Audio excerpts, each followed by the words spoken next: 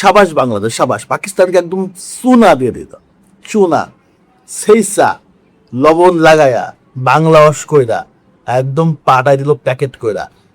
আরে যারা নিজের দেশের মাটিতে জিততে পারে না, তারা বাংলাদেশের মাটিতে এসে জিতবে কিভাবে? হ্যাঁ সম্ভব।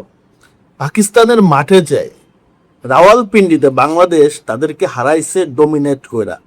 বাংলাদেশে আসছে তারা প্রতিশোধ নেওয়ার জন্য। এখানে এসে প্রথম টেস্টে 104 আর আজকে যে দ্বিতীয় টেস্টে 78 রানে বিশাল বড় ব্যবধানে হায়রা পাকিস্তান এখন করাচির বিমান ধরবে।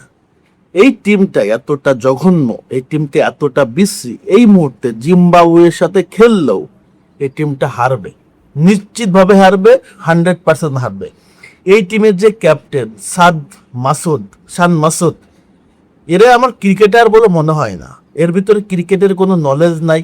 দেখবেন যখন সে ফিল্ডিং সাজায়, কোথায় যে কাকে দাঁড় করাবে মনে হয় যে বলে কি যার মতো যে যেখানে পারো দাঁড়াও। বলার বল করতেছে, রিভিউ চাচ্ছে, এ দাঁত কামড়াবে। আসলে সে জানে না যে রিভিউটা নেওয়া উচিত কি না উচিত। বলার কিপার বললে এ হ্যাঁ হ্যাঁ হ্যাঁ তখন আন্দাজে গুন্দাজে নিয়ে বসে থাকে। মানে ক্রিকেট সেন্স একজন ক্যাপ্টেনের থাকা উচিত জিরো, একদম জিরো। Game awareness zero. এই টেস্টটা পাকিস্তান আসলে বাঁচাতে পারলো না, বাংলাদেশ জিতে গেল। কোনো সময় মনে হচ্ছিল কি পাকিস্তান রেকর্ড করে ফেললে কিনা, বাট আমার কাছে একটা জিনিস মনে হচ্ছে যে পাকিস্তান আসলে যতই করুক না কেন, পাকিস্তান অন্তত পারবে না। যদি অন্য কোনো দেশে তো বিষয়টা আলাদা হতো, বাট পাকিস্তান ইম্পসিবল, কারণ যাদের কোনো ভরসাই নাই, আনপ্রেডিক্টেবল। এরা পাকিস্তান টিমটা আনপ্রেডিক্টেবল, বাট প্রেডিক্ট করতে পারবেন আপনি যে এরা পাকিস্তান পারবে না। এই টেস্টের প্রথম ইনিংসে বাংলাদেশ খুব বেশি ভালো রান করতে পারে নাই, 200 রান হতো না। সেখানে লিটন কুমার দাসের অসাধারণ একটা সেঞ্চুরি, দ্বিতীয় ইনিংসে মুশফিকুর রহিমের অসাধারণ একটা সেঞ্চুরি, কি ফ্যান্টাস্টিক। বাংলাদেশ দেখাই দিচ্ছে, বাংলাদেশ টেস্টে দেখাই দিচ্ছে পাকিস্তানকে যে টেস্ট ক্রিকেট কিভাবে খেলতে হয়, কিভাবে টেস্ট ক্রিকেটে ডোমিনেট করতে হয়। পাকিস্তানের ব্যাটসম্যানরা আসা যাওয়ার মিছিলে ছিল। বাবর আজম প্রথম ইনিংসে 68 করছে, দ্বিতীয় ইনিংসে 47 রানে যে আউটটা হলো সেটা বলারকে গিফট করছে। লেগের বল, তোমাকে কেন খেলতে হবে এত বড় টার্গেটে ম্যাচ? আরো দেখে খেলা দরকার ছিল, আরো দেখে খেলা দরকার ছিল। শান মাসুদ আরো সংযত হয়ে খেলা দরকার ছিল। আজকে সকালে যে আউট ছিল রিজওয়ান, আরো দেখে খেলা দরকার ছিল। মেরে আউট হইয়া মাথা নষ্ট না কইরা ওই শটটা খেলার আগে হওয়া দরকার ছিল।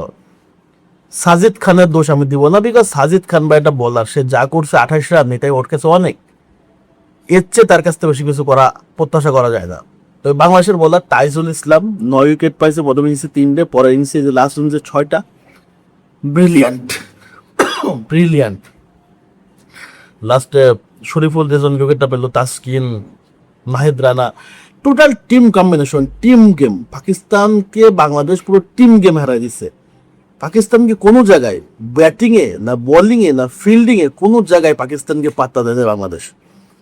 এই যে ডিফারেন্টটা আসলে ক্রিয়েট হয়েছে পাকিস্তান এবং বাংলাদেশের কিন্তু একটা পার্থক্য তৈরি হয়েছে। এখন ক্লিয়ার যে পাকিস্তান হচ্ছে বাংলাদেশ আসলে ক্রিকেটে ভালো, সেটা ওয়ানডে, টেস্ট, টি20 না, সব জায়গায় ভালো।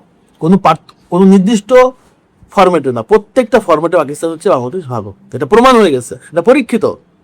পাকিস্তান ওই যে বাপের ছিল আসলে অনেক কিছু, এখন আর নাই। সেই পাকিস্তান যেমন নাই, গবেট, প্রত্যেকটা ক্রিকেটারের গবেট।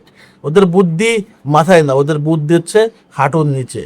একটা প্লেয়ারেরও গেম অ্যাওয়ারনেস নাই, একটা প্লেয়ারের জয়ের মেন্টালিটি নাই।